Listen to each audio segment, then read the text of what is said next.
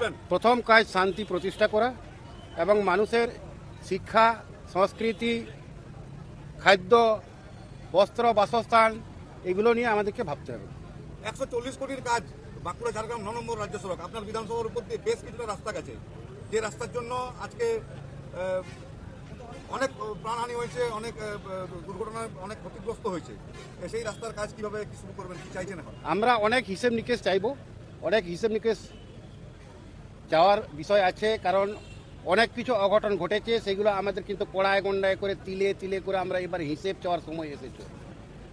যা যা ঘটনা ঘটেছে প্রত্যেকটা চুলচেরা বিশ্লেষণ করে সেগুলো আমরা পর্যবেক্ষণ করে আমরা হিসেব চাইব এবং হিসেব জনসমক্ষে আমরা সেটা হাজির করব। এই জয়টা সারা বাংলার আপামর জনগণের জয়। আপামর জনগণ অব্যাহতি চেয়েছিল, পরিত্রাণ চেয়েছিল। এটা কোটি কোটি মানুষের পরিত্রাণের প্রয়োজন ছিল, তাই এই জয় আমরা পেয়েছি।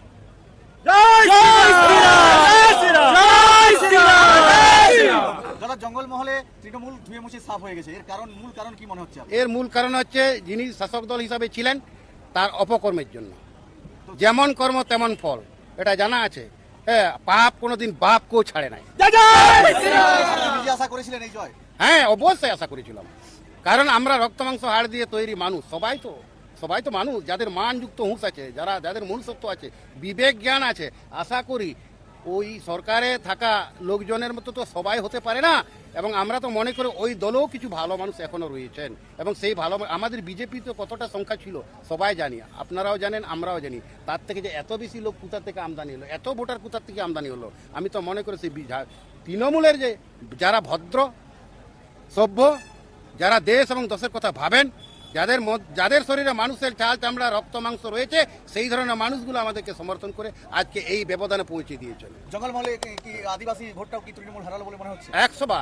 100% হারিয়েছে। মানুষকে কানা একবার হারায়, দুবার হারায়, তিনবার আর বাড়ি হারাবেন না। দীর্ঘদিন বোকাচোদা বানিয়েছিল তাদেরকে, সেই আর কতদিন বোকাচোদা থাকবেন। ধন্যবাদ।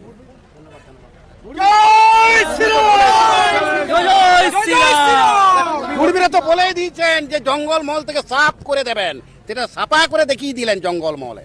তাহলে কুর্মী ভোট কি ফ্যাক্টর হয়েছে? অবশ্যই কুর্মী ভোট, সাঁওতাল ভোট, শিক্ষিত সমাজের ভোট, শিক্ষক সমাজের ভোট, স্বাস্থ্য বিভাগের ভোট, বিভিন্ন দপ্তর, সরকারি দপ্তরের যে আশা কর্মী, এই আমাদের ICDS কর্মী, আমাদের এই মানে সিভিক ভলেন্টিয়ার থেকে শুরু করে যে সমস্ত অস্থায়ী কর্মচারী রয়েছেন, সেই সংস্থাগুলো সবাই আমাদেরকে সমর্থন করে। দলের কর্মীদের উদ্দেশ্যে কি বার্তা দেবেন? দলের কর্মীদের উদ্দেশ্যে এইটুকুই বার্তা দিব, আমাদের অনেক কাজ রয়েছে আগামী দিন।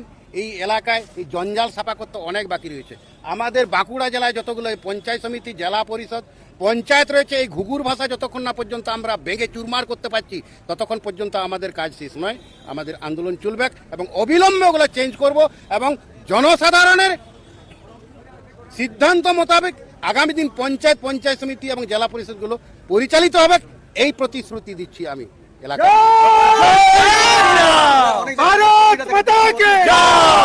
অতি উৎসাহিত হয়ে যাচ্ছেন আপনার কর্মীরা, অনেক জায়গায় দেখা যাচ্ছে, তাদের উদ্দেশ্যে কি বার্তা দেবেন? উৎসাহিত তো হবে নেই, আজকে বাঁধ ভাঙা আবেগ সারা বাংলার মানুষ, সেই আবেগের ফসল, সেই ফসল আজকে আমরা পেয়েছি, সবাই চোখের সামনে আমাদের ভাসছে সেই ফসল।